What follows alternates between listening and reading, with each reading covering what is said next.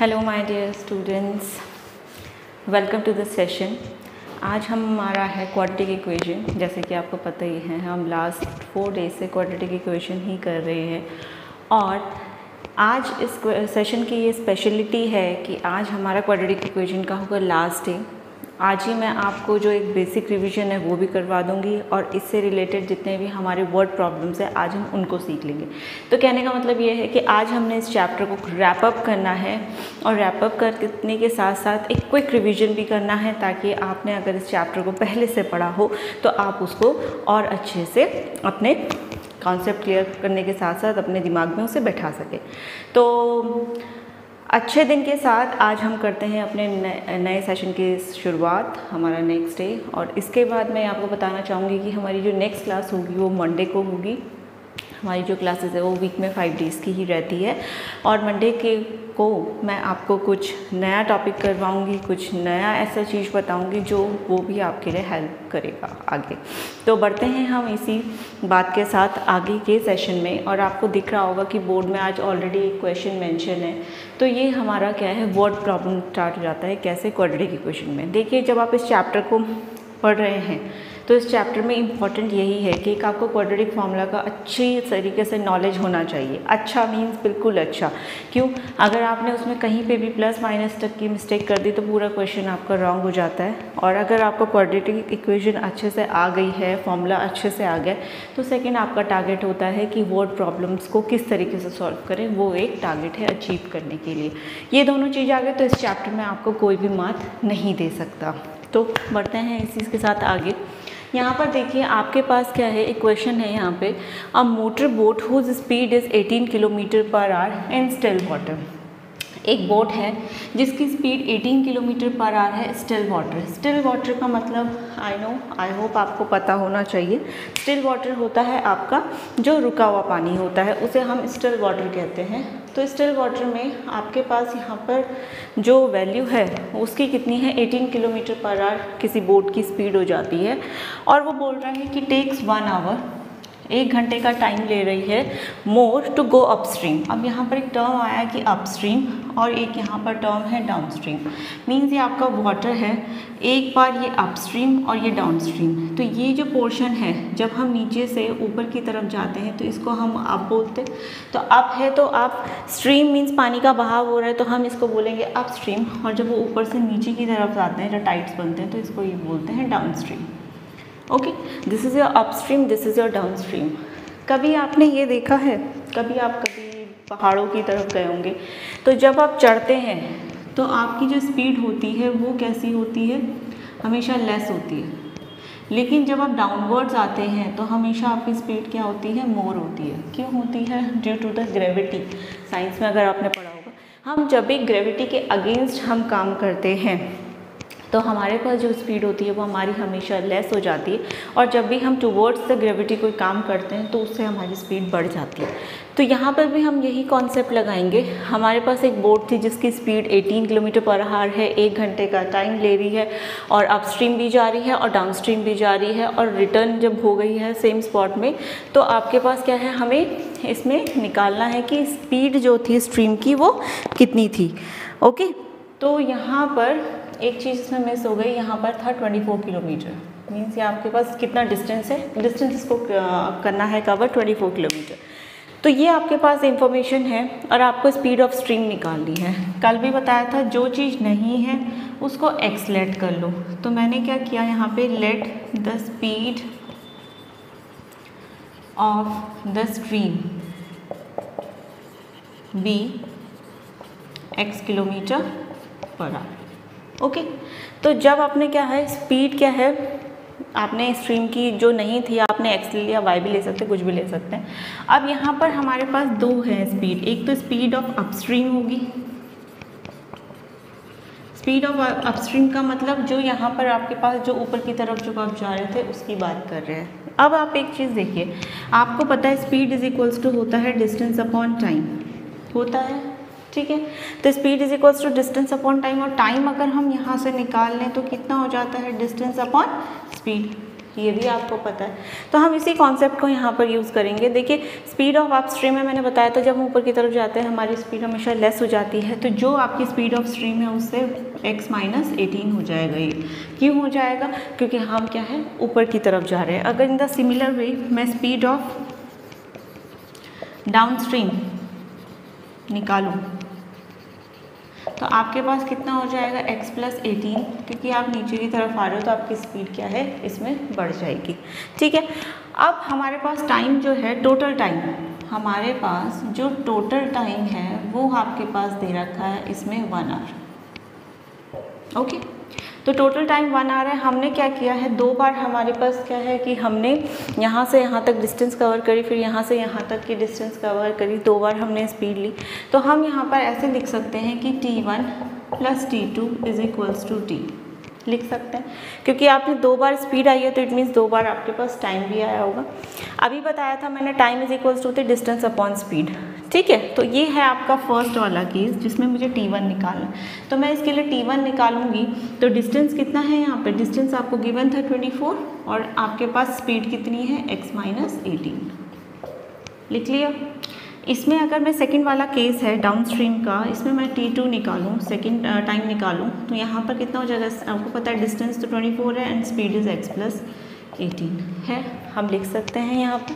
तो हमने यहाँ पर लिखा 24 अपॉन x माइनस 18 प्लस यहाँ पर हो गया 24 upon x plus 18 is equals to total time t आपके पास था 1 आवर। आई होप इतना आपको क्लियर हो गया होगा।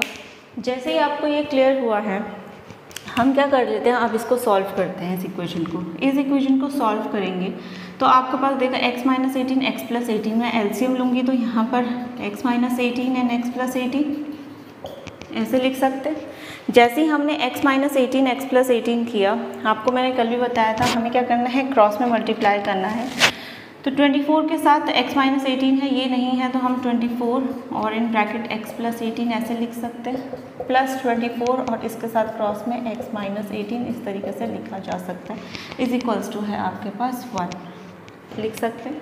ठीक, जैसे ही आपने इसको लिखा, आपको क्या करना है, 24 को अंदर ब्रैकेट में मल्टीप्लाई करना है। आप इसको जैसे ही मल्टीप्लाई करेंगे तो यहाँ पर हमारे पास देखिए, आप एक चीज़ कर सकते हैं, इसमें 24 कॉमन ले लीजिए, अंदर हुआ x प्लस 18 और यहाँ से हुआ x माइनस 18 होल अपॉन, आपके पास जो अपॉन में है टर्म, अगर ये यहाँ जाएगा तो 1 से मल्टीप्लाई कर लेगा, इसको हम x minus 18 and x plus 18 ऐसे लिख लेते हैं। प्लस 18 माइनस 18 को कट करेगा, x एंड x कितना हो गया आपके पास 2x, एंड 2x जब 24 से मल्टीप्लाई करेगा तो ये हो जाएगा 48x is equals to x minus 18 x plus 18।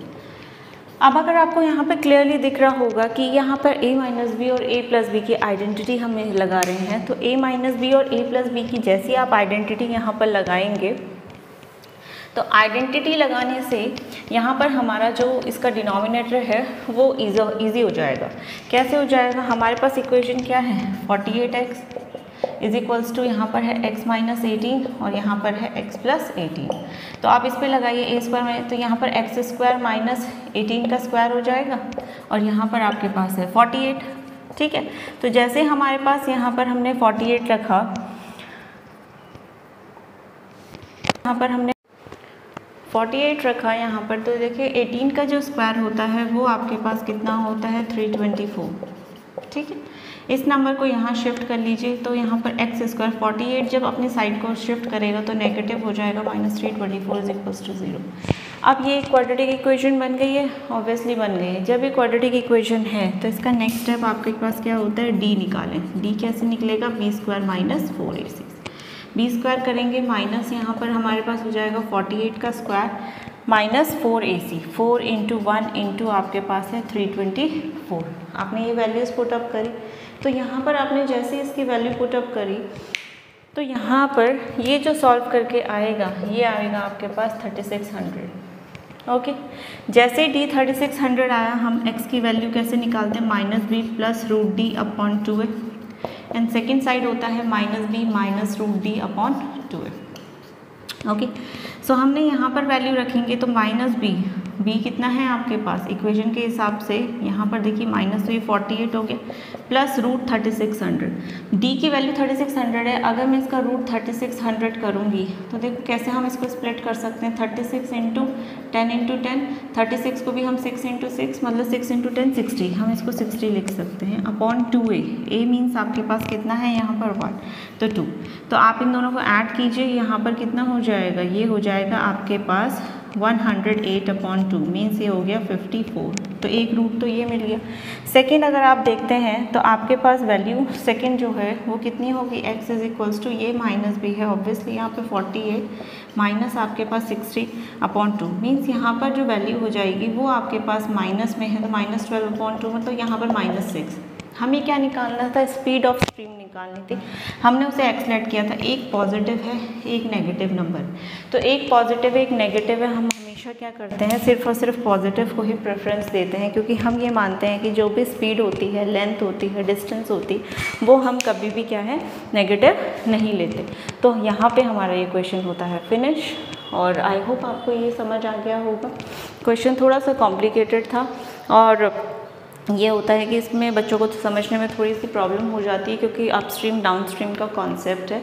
तो आपको सिंपल यही याद रखना है कि जो भी आप स्पीड लेट कर रहे हो, तो अगर आप ऊपर की तरफ जा रहे हो तो ऑब्वियसली स्पीड हमेशा क्या होगी, कम होती है, इसलिए हम उसमें नेगेटिव टर्म को ऐड कर देते हैं। और जब भी हम डाउनस्ट्रीम में जाते हैं तो हमेशा क्या होती है, स्पीड आपकी ज़्यादा हो जाती है, इसलिए हम हमेशा उसमें ऐड करते हैं। सिंपल था, टाइम निकाला, दोनों टाइम को ऐड किया इक्वल्स टू टोटल टाइम के 1 के बराबर। जब आपने यहाँ सॉल्व कर लिया तो ये जो पोर्शन है हमारा, ये जो मैंने यहाँ पे लेफ्ट हैंड साइड में लिखा है, ये वही है जो हम अभी तक जितने भी क्वाड्रेटिक फॉर्मूले से क्वेश्चंस को सॉल्व कर रहे थे। बस ये है, आपको कैलकुलेशन करनी पड़ेगी, थोड़ा कैलकुलेटर था तो वो तो होगा ही, ऑब्वियस बात है। अगर आपको मार्क्स गेन करने हैं तो कुछ ना कुछ तो डिफ़िकल्टी होगी, ठीक है। तो आप इसकी प्रैक्टिस कीजिए, बहुत सारी प्रैक्टिस कीजिए, इस टाइप के क्वेश्चन और कीजिए ताकि आपका इसका कॉन्सेप्ट क्लियर हो जाए। आई होप आपको क्वेश्चन समझ आया हो, इसका कॉन्सेप्ट समझ आया हो, क्या इसमें क्वेश्चन का मतलब तरीका था, क्या करना था, वो सब समझ आया हो। अगर समझ आ गया होगा तो प्लीज़ वीडियो को लाइक कीजिए, सब्सक्राइब कीजिए चैनल को और इसे शेयर कीजिए। तो इसी के साथ हम बढ़ते हैं अपने क्वेश्चन नंबर 2 की तरफ और देखेंगे कि उसमें हमारे पास और क्या नया है। तो बढ़ते हैं हम अपने क्वेश्चन नंबर 2 की तरफ। और ये जो क्वेश्चन नंबर 2 है ये है आपका एज पे बेस्ड। पहला था स्पीड पे बेस्ड क्वेश्चन, सेकंड आपके पास एजेस पे। मैं हर टाइप का एक क्वेश्चन आपको करवा दूंगी कि ताकि आपको आइडिया लग जाए कि किस तरीके का इनका फॉर्मेट बनता है। तो करते हैं इस क्वेश्चन को। इसमें लिखा है द प्रोडक्ट। पहले आपको वर्ड प्रॉब्लम हमेशा लैंग्वेज समझनी पड़ेगी। प्रोडक्ट मीन्स होता है मल्टीप्लाई ऑफ रामूज एज। कोई पर्सन है रामू, उसकी जो एज है 5 years ago with his 9 years later age, find is Ramu's present age. वो कह रहा है कि जो भी कोई पर्सन जो रामू है उसकी 5 years ago की जो एज है, जब मैं उसको प्रोडक्ट करती हूँ लेटर वाली एज, उसके 9 years लेटर वाली एज से, तो उन दोनों का प्रोडक्ट निकल कर आता है 15। यही तो कहना चाह रहा है। तो वो कह रहा है कि अभी उसकी एज कितनी होगी, तो हमें नहीं पता कितनी है, तो मैं लेट कर लेती हूँ। Let the Ramu's age be x years। Ramu की एज हमने लेट कर ली कि x years है। अब अगो का मतलब होता है पहले। तो अगर सपोज़ कीजिए किसी की प्रेजेंट एज अगर सपोज़ कीजिए 20 है, तो मैं बोलूँगी 5 साल पहले कितनी थी। आप ऑब्वियसली क्या करेंगे, सब्ट्रैक्ट करेंगे, माइनस करेंगे, प्रेजेंट एज में से ही तो करेंगे। और अगर मैं कहूँगी कि 5 years बाद कितनी होगी, तो वो 25 हुआ। क्यों? क्योंकि आपने प्रेजेंट एज में ही क्या किया, उसको ऐड कर लिया। तो जब भी हमारा क्वेश्चन रिलेटेड टू एज होता है, हम हमेशा प्रेजेंट एज को लेके ही हम उसमें एडिशन और सब्ट्रैक्शन करते हैं।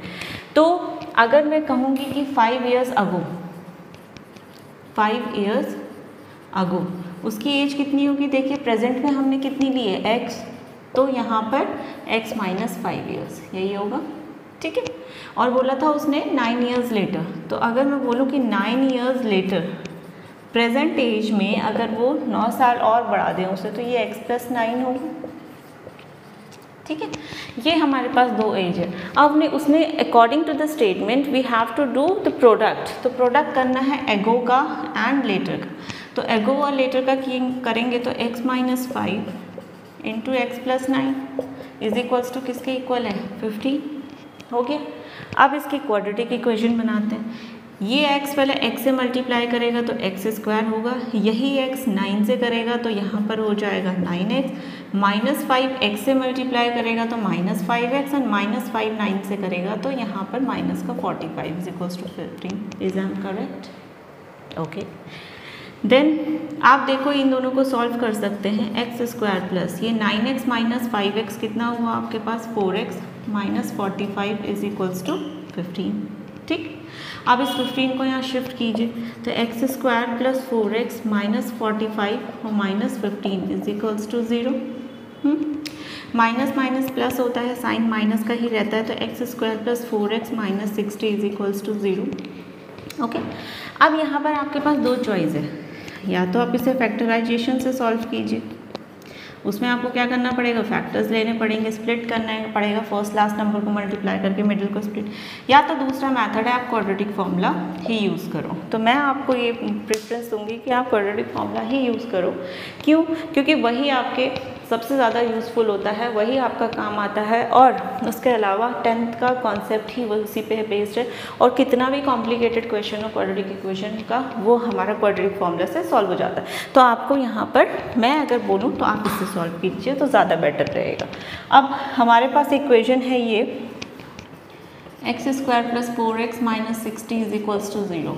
चलिए, सबसे पहला स्टेप होता है हमारा इसमें डी निकालना, डिस्क्रिमिनेंट निकालना, ताकि हमें पता चल जाए कि कहीं ये नेगेटिव तो नहीं आ रहा, क्योंकि फिर रूट्स हमारे पॉसिबल नहीं होंगे। तो बी स्क्वायर मीन्स यहाँ 4 स्क्वायर माइनस 4 इंटू 1 इंटू सी की जगह पे आपके पास कितना है माइनस 60। क्लियर? तो 4 स्क्वायर होता है 16 एंड 6 4 जो यहाँ पर 24, ये हो गया आपके पास प्लस का 240। तो यहाँ पर हम इसको ऐड करेंगे अगर, तो ये हो गया आपके पास कितना 256 हुआ कि नहीं। जैसे ही यहाँ पर ये 256 हो गया तो हमने क्या किया, ये हमें पता चल गया कि इसकी जो वैल्यू है डी की ग्रेटर देन 0 है, ग्रेटर देन 0 है तो इसका मतलब इसके दो फैक्टर निकलेंगे और दोनों ही डिफरेंट निकलेंगे। चलिए, अब यहाँ पर हम बात करते हैं इसके रूट्स की। तो x is equals to minus B plus root D upon 2a and second side minus B minus root D upon 2a। ठीक, x is equals to minus B, b कितना था आपके पास 4 था, माइनस करना है माइनस 4 प्लस हमारे पास 256 upon आपके पास 2a 2 into 1, और यहाँ पर हो जाएगा माइनस 4 माइनस आपके पास रूट 256 अपॉन 2a। 256 रूट का है, आपको फैक्टर से उसको सॉल्व करना पड़ेगा। 256 के करेंगे तो 2 1 2 2 2 4 2 16 तो ये 64 टाइम्स हुआ, 32 टाइम्स हुआ, फिर ये आपके पास 8 है, 4 है, 2 है एंड 2 है। तो कितने पेयर्स बने यहाँ पर? यहाँ पर हमारे 4 पेयर्स बने, मीन्स 2 इंटू 2 इंटू 2 इंटू 2। तो ये मीन्स ये आपके पास रूट 256 किसकी वैल्यू आ गई 16 की। तो हम यहाँ पे से सॉल्व करेंगे माइनस 4 प्लस 16 लिख सकते हैं अपॉन 2, और यहाँ पर ये हो गया माइनस 4 माइनस 16 अपॉन 2। तो जैसे ही हम इसे सॉल्व करेंगे 16 माइनस 4 करेंगे, माइनस प्लस माइनस होता है, 16 माइनस 4 आपके पास होगा 12 अपॉन 2, और यहाँ से आप देख रहे हो तो ये बनेगा माइनस का 20 अपॉन 2, क्योंकि माइनस माइनस अगेन ऐड होगा लेकिन साइन माइनस का ही आएगा। यहाँ से जो वैल्यू आई ये आई हमारे पास, सॉरी यहाँ 2 था, यहाँ से जो वैल्यू आई कटिंग करने के बाद 6 आई और यहाँ से आई माइनस 10। हमें क्या निकालना था? एज निकालना था। अब क्या ये पॉसिबल है किसी की एज माइनस में चल रही है? हमेशा 0 से एक्सीड ही करती है। जब भी बेबी बॉर्न होता है उसकी जो एज है वो 0 से ऊपर ही एक्सीड करेगी, कभी भी 0 से नीचे नहीं जाएगी। तो हम क्या करेंगे, जो माइनस 10 है उसको हम कर देंगे नेगलेक्ट, और हम किसको प्रेफरेंस देंगे? अपने पॉजिटिव वाली वैल्यू को। तो जो हमारा पॉजिटिव वाली वैल्यू का आंसर कितना आया था 6, तो इसका मतलब उसकी जो प्रेजेंट एज है वो कितनी है 6 ईयर्स है। और यहाँ पर हमारा ये क्वेश्चन ख़त्म हुआ। मुझे लगता है कि आप लोगों को इसमें कोई प्रॉब्लम नहीं होगी। अगर प्रॉब्लम है तो प्लीज़ कमेंट में आप पूछ सकते हैं, मैं डेफिनेटली आपकी हेल्प करूँगी। और आपको इस टाइप के क्वेश्चंस की बार बार प्रैक्टिस करनी है ताकि वो आपके क्या है कि ये कह सकते हो कि आप जब भी इसको आगे करें तो आपको इसमें कोई डिफ़िकल्टी ना आए। देखिए प्रैक्टिस ऐसे कीजिए, किसी भी चीज़ को लर्न भी कर रहे हैं तो ऐसे कीजिए कि उसकी आपको दोबारा से उतना लर्न करने की ज़रूरत ना पड़े, जस्ट एक रिवीजन से आप उसको कर पाए। तो मैथ्स में भी यही है, प्रैक्टिस ऐसे कीजिए कि उस चीज़ की आपको दोबारा से नीड ना हो पाए। कहने का मतलब सिंपली ये है, आपको इन क्वेश्चंस को इतना प्रैक्टिस करना है कि आपका प्लस माइनस में कभी कोई मिस्टेक ना हो, आपके रूट्स में मिस्टेक ना हो, और अगर ये दोनों चीज़ें आपकी क्लियर हो जाएंगी तो ये पार्ट आप इजीली कवर कर लेंगे। तो आई होप ये क्वेश्चन आपको समझ आया है, और अगर समझ आया है तो हम बढ़ेंगे अपने क्वेश्चन नंबर 3 की तरफ और देखेंगे कि उसमें हमारे पास क्या नया है।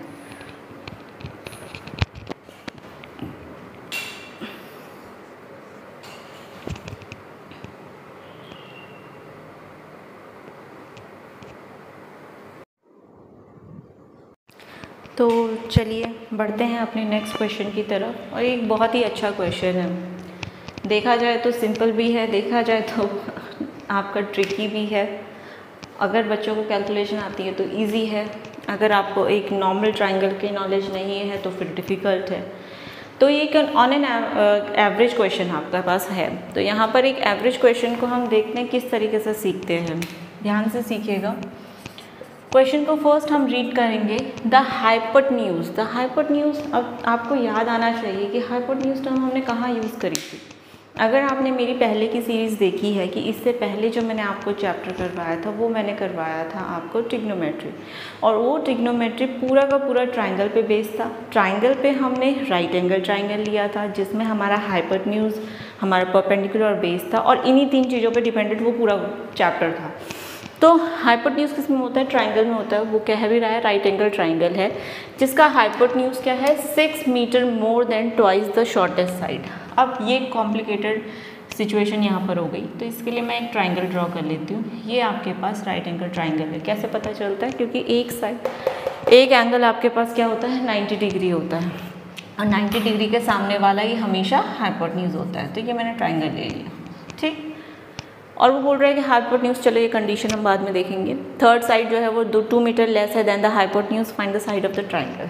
अब बच्चे यहीं पर कंफ्यूज हो जाते हैं, तो आपको हमेशा बैक से क्वेश्चन को करना स्टार्ट करना है। क्या बोला उसने? Find the side of the triangle, find the sides of the triangle. Okay, ये हमें साइड्स निकालनी है ट्रायंगल की, और एक टर्म इसमें बार बार आ रही है कि शॉर्टेस्ट साइड। तो हम मान लेते हैं let the shortest side be x metre, ठीक।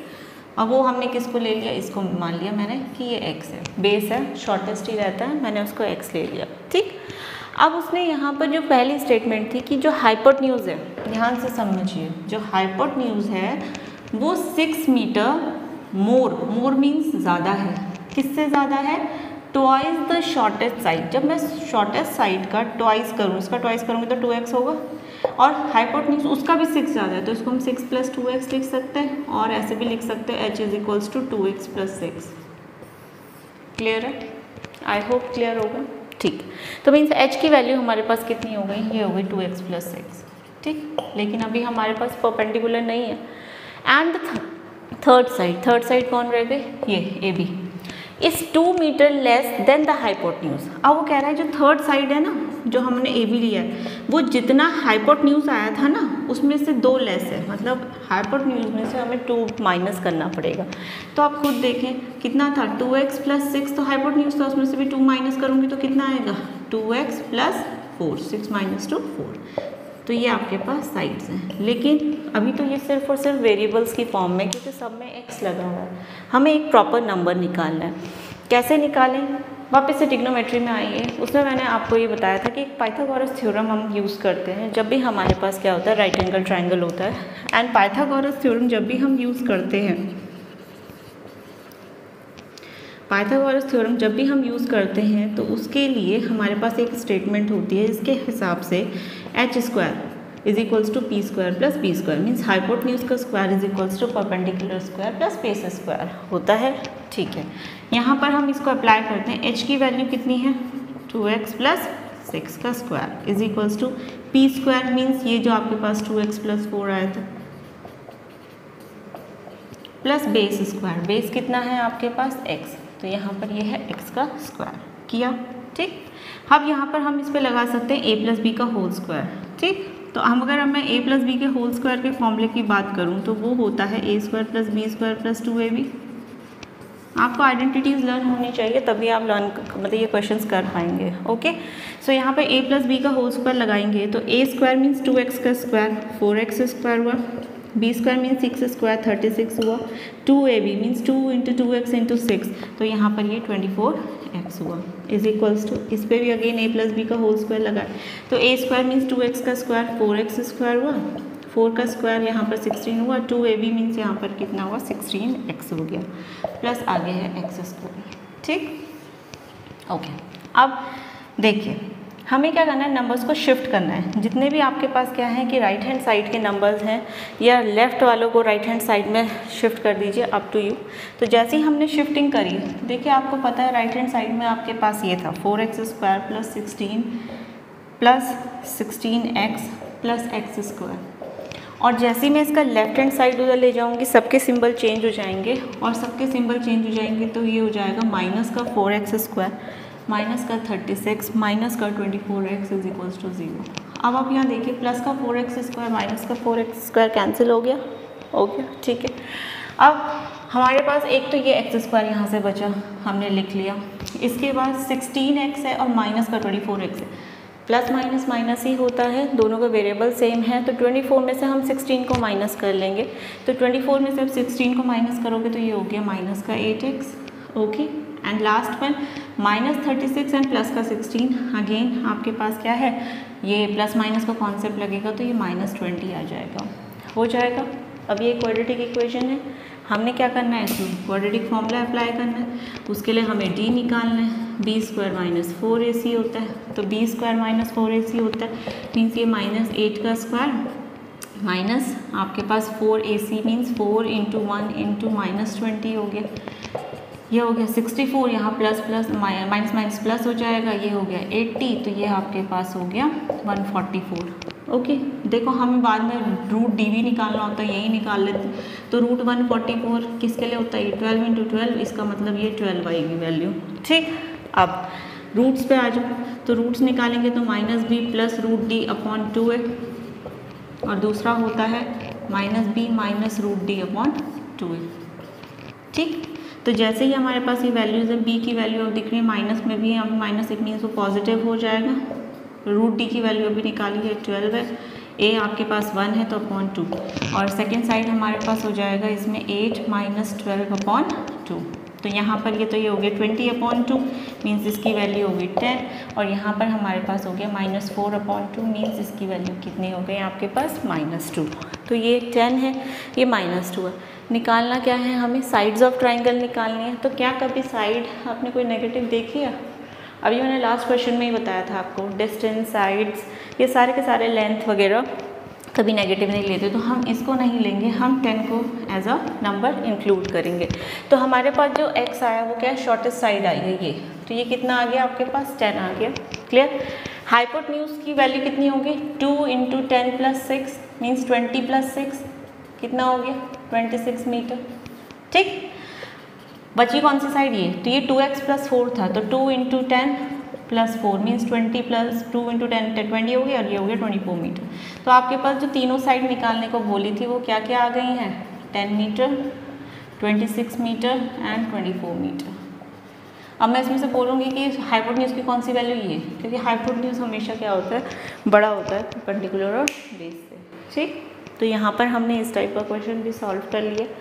तो ये हमने किए 3 क्वेश्चन, इन तीनों के ही बहुत इंपॉर्टेंट फॉर्म्स आती हैं, आपको ये इनके मेथड्स अच्छे से करने हैं, टफ बिल्कुल नहीं है, जस्ट रीड द क्वेश्चन और जैसे जैसे क्वेश्चन में बोला है उसको नोट डाउन करिए, देखिए उसमें कौन कौन से छोटे छोटे पॉइंट्स को क्या कर रहा है, इंडिकेट कर रहा है, और उनको लिखिए और आप ज़रूर ये क्वेश्चन सॉल्व कर पाएंगे, और इससे रिलेटेड जितने भी क्वेश्चन होंगे आप सॉल्व कर पाएंगे।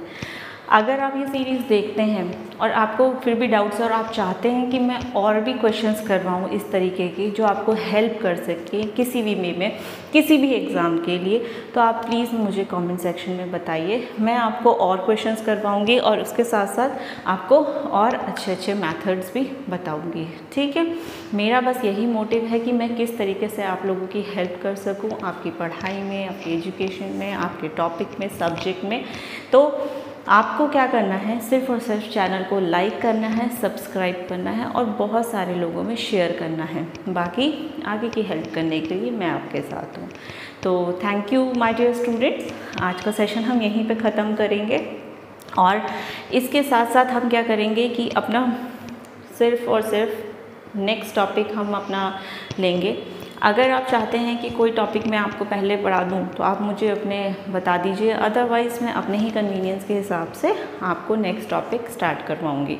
चैप्टर की अगर मैं इसकी रिवीजन की बात करूं तो देखिए, हमने फर्स्ट डे फैक्टर्स पढ़े थे। फैक्टर्स आप अपनी 5th से स्टार्ट कर लेते हैं। फैक्टराइजेशन में हम नंबर्स लेते हैं, उसको स्प्लिट करना होता है, जैसे इस क्वेश्चन के भी हम पार्ट्स में कर रहे थे। तो फैक्टराइजेशन में सिंपल हम क्या करते हैं, नंबर्स लेते हैं, उसको ब्रेक करते हैं। लेकिन जब बात आती है प्राइम फैक्टराइजेशन की, तो प्राइम फैक्टराइजेशन में सिर्फ और सिर्फ हमें प्राइम नंबर्स को लेना होता है। प्राइम नंबर्स वो होते हैं जो आपके पास क्या करते हैं, जो सिर्फ और सिर्फ अपनी टेबल में आते हैं या 1 से डिवाइड हो जाते हैं, उसके अलावा किसी के टेबल नहीं आते। लाइक 2 हो गया, 3 है, 5 है, 7 है, 11 है, ये नंबर्स। तो सबसे स्मॉलेस्ट प्राइम नंबर आपका 2 ही होता है। याद रखिएगा, हमेशा प्राइम नंबर 2 से ही स्टार्ट होता है, ठीक है। उसके बाद हमने फैक्टराइजेशन मेथड किया था, यही जो मैं आपको फैक्टर्स बता रही हूँ। हमें स्प्लिट करना है, फैक्टर्स बनाना है और आंसर निकालना है। हमारा जो इम्पॉर्टेंट था वो क्वाड्रेटिक फार्मूला हम यूज़ कर रहे थे। क्वाड्रेटिक फार्मूला श्रीधराचार्य रूल भी कह सकते हैं, डिस्क्रिमिनेंट रूल भी जिसको हम कहते हैं। तो हमने क्वाड्रेटिक फार्मूला में क्या किया था, सबसे पहले डिस्क्रिमिनेंट निकाला था ताकि हम उसका नेचर को फाइंड आउट करें।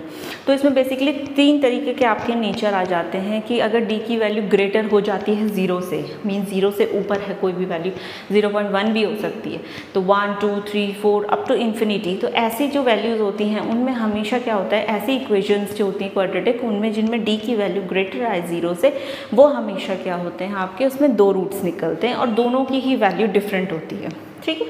हो सकता है कि जो रूट्स है वो नेगेटिव में निकले, पर दोनों डिफरेंट निकलेंगे, ओके। नेक्स्ट, अगर मैं डी को सॉल्व कर रही हूँ डिस्क्रिमिनेंट को और मेरी जो वैल्यू है वो 0 आ जाए, अगर 0 आ जाती है तो इसका मतलब 2 रूट तो निकलेंगे लेकिन एग्जैक्टली एक जैसे निकलेंगे। अगर यहाँ 1 आया तो मेरा दूसरा साइड भी 1 ही होगा, ये अगर 10 आया तो ये भी 10 होगा। तो अगर आपकी डी की वैल्यू 0 हो जाती है तो आपका क्वेश्चन बहुत सिंपल हो जाता है, ठीक। और इससे भी सिंपल क्या होता है कि अगर मैंने डिस्क्रिमिनेंट निकाला और उसकी जो वैल्यू है वो नेगेटिव आ गई, -2, -8, कुछ भी नेगेटिव वैल्यू है, तो आपको तो आगे सॉल्व ही नहीं करना है। सॉल्व क्यों नहीं करना है, क्योंकि उसमें रूट्स पॉसिबल नहीं है। तो वहीं पर हम उस क्वेश्चन को स्टॉप कर देते हैं जब हमारा डी निकल जाता है और हम यहाँ पे लिख देते हैं एक सिंपल सी statement, no roots are possible. तो ये तो सबसे सिंपलेस्ट फॉर्म होती है क्योंकि इसमें आपको कुछ करना ही नहीं है। तो इसी बेसिस पे हम अपने क्वाड्रेटिक इक्वेशन करते हैं। और आज जो मैंने किया है, आज हमने क्या किया है इस क्लास में, आज सिर्फ और सिर्फ हमने ये किया है, क्वेश्चन पढ़ा, उसके स्टेटमेंट को लिखा और लिखने के बाद इक्वेशन बनाई और इक्वेशन बनाने के बाद हमने क्वाड्रेटिक फॉर्मूला उसमें लगा दिया। तो यहीं पे हमारा ये चैप्टर ख़त्म हो गया। आई होप आपको अच्छा लगा हो ये चैप्टर। मैंने आपको एक बार पहले ही बताया था, personally this is my favourite chapter and literally ये मेरा फेवरेट है। क्यों? क्योंकि इसमें आपको कुछ नहीं करना, जस्ट अपना दिमाग यूज़ करना है, फैक्टर्स करने हैं, नंबर्स को ही प्लस माइनस मल्टीप्लाई कर रहे हैं, उनकी स्क्वायरिंग कर रहे हैं। बहुत टिपिकल फॉर्मूलाज नहीं है, एक ही फॉर्मूला पे पूरा चैप्टर चल रहा है। तो इसलिए ये सिंपल भी है, इम्पॉर्टेंट भी है, मार्क्स गेनिंग भी है। अब आपकी चॉइस है कि आप इसको कैसे पढ़ते हैं और कैसे आप इम्प्लीमेंट करते हैं इनको क्वेश्चंस में। तो इसी के साथ आज का सेशन ख़त्म करते हैं। बाय बाय और खुश रहिए, मस्त रहिए, मुस्कुराते रहिए और आगे बढ़ते रहिए एक पॉजिटिव एटीट्यूड के साथ। बाय, मिलते हैं मंडे को। तो हमारी नेक्स्ट क्लास होगी मंडे को। अभी तक इस वीक में जितना हुआ है आप उसको रिवाइज़ कीजिए। रिवाइज़ करने के बाद आपको फिर भी कोई डाउट होता है तो प्लीज़ जो आप चैनल का कमेंट सेक्शन है उसमें कमेंट्स कीजिए। मुझे अच्छा लगेगा अगर आप मुझसे कुछ पूछेंगे, whether it will be a small question और अ बिग क्वेश्चन और अ ट्रिकी क्वेश्चन और अ सिंपल क्वेश्चन। तो बाय बाय, मिलते हैं आपसे मंडे को। Thank you class.